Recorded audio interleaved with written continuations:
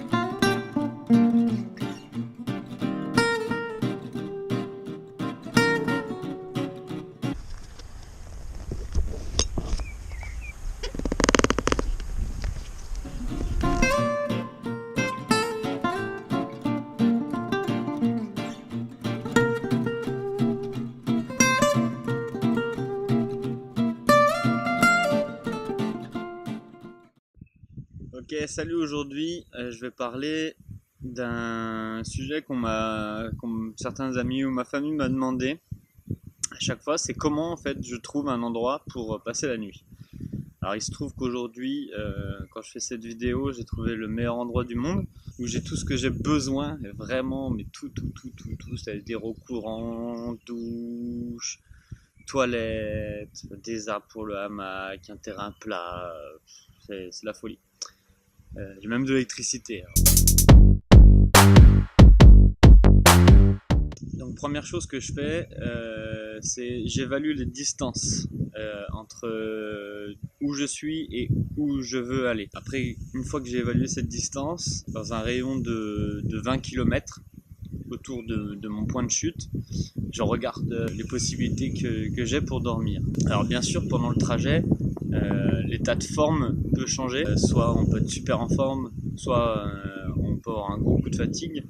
Donc il ne faut pas hésiter à recalculer, à revérifier, s'arrêter et rechercher un endroit similaire, plus loin ou moins loin. Donc qu'est-ce que je cherche dans un rayon de 20 km? Je cherche des bois, des lacs, des rivières, des bords de mer, tout type d'endroits un peu sauvages. Une fois arrivé sur place, je fais attention à 3 choses. Donc la fréquentation, s'il y a beaucoup de passages, ou s'il y a des gens qui sont susceptibles de dormir. Ça peut arriver sur les bords de rivières ou des canaux. Il y a beaucoup de joggers ou de vélos qui passent ou de marcheurs. Donc il faut faire attention à ce que ce soit pas trop fréquenté. Je vérifie aussi la faune. Donc j'entends par là, c'est surtout les insectes. S'il y a beaucoup d'insectes, donc tout ce qui va être à base d'étangs, de lacs, de rivières, il y a des risques qu'il y ait beaucoup de moustiques. Donc c'est assez chiant. Donc il faut faire attention, bien vérifier une fois qu'on est sur place. Mais il y a aussi dans les forêts, dans les bois, des passages d'animaux. Donc là c'est pareil, faire attention à ne pas se mettre n'importe où. Et c'est rare, mais ça peut arriver aussi. Tout ce qui est souris, ragondins, tout ça, c'est un peu sale. Et si on a de la bouffe, ça peut être attiré.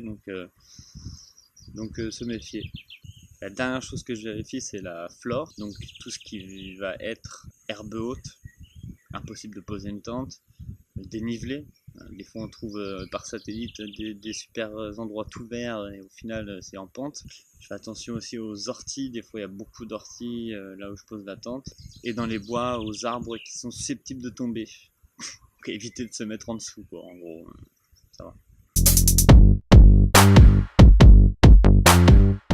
Donc une fois que tout ça est pris en compte et validé, je pose pas tout de suite la tente, du moins je déballe pas toutes mes affaires.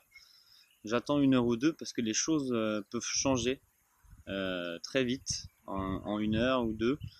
C'est-à-dire que quand on arrive, il n'y a personne qui passe, ou on voit pas d'animaux, ni de moustiques, tout ça. Et puis au bout d'1 heure, une fois qu'on est tout super bien installé, c'est la catastrophe. L'endroit ne va plus, quoi. Donc attendre 1 heure ou 2, se reposer, s'étirer, il y a plein de choses à faire. Mais pas tout déballer, on sait jamais.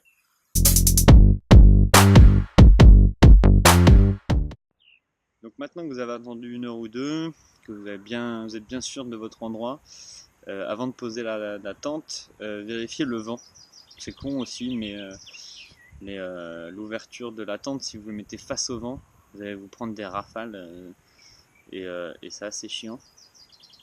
Et si possible, surtout quand on est au bord de mer, de mettre direction est l'ouverture pour avoir un petit lever de soleil. Ou alors complètement à l'opposé, à l'ouest, pour avoir un coucher de soleil le soir. Ça, c'est le plus. Et moi, j'ai trouvé la place idéale. À vous de jouer maintenant. Ciao. 7, 6, 5, 4, 3, 2, 1. You'll never have the sacred stone. Oh, this you crazy mother.